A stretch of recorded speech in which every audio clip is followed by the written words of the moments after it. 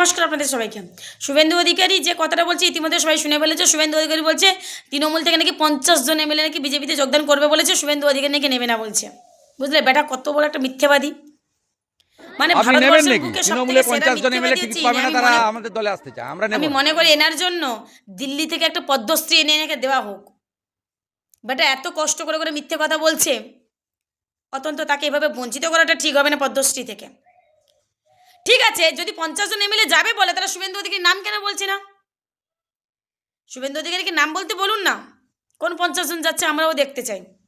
আমরা দেখতে চাই সেই 50 জন শুভেন্দু অধিকারী থেকে বড় মাফিয়া কিনা।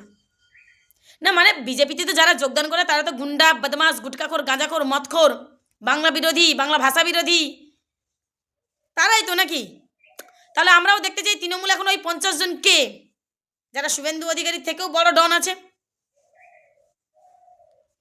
শুভেন্দু অধিকারী আপনাকে একটা কথা বলি, শুনুন আপনাকে কথা বলি।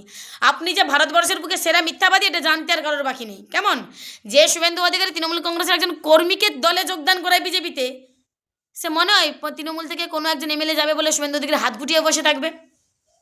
যেখানে বিজেপি থেকে তৃণমূলে কেউ আসবে বলতে শুভেন্দু অধিকারী রাত্রি 12টা কি 1টা কি 1:30টা কি তার বাড়ি থেকে তার পা ধরে, সেখানে শুভেন্দু কি এত বড় কথা বলছে এখানে? হ্যাঁ, সেও বা ঠিক কথা। এত ভালো লোকের তো জায়গা বিজেপিতে হয় না। বিজেপিতে যেতে হলে প্রথমে যেটা হতো সেটা শুভেন্দু অধিকারীর মতো টাকা চুরি করতে হবে, শুভেন্দু অধিকারীর মতো একসময় যাকে মা বলতো তাকে অকথ্য ভাষায় গালিগালাজ করতে হবে, শুভেন্দু অধিকারীর মতো সত্যকে মিথ্যা করতে হবে, শুভেন্দু অধিকারীর মতো হিন্দুদের বাড়ি পোড়াতে হবে, শুভেন্দু অধিকারীর মতো হিন্দুদের মন্দির ভাঙতে হবে, তাই তো নাকি? তবেই তো বিজেপিতে তাকে যোগদান করাবে, তবেই তো সে ওয়াশিং মেশিনে ঠিকঠাকভাবে পরিষ্কার হবে, তাই না?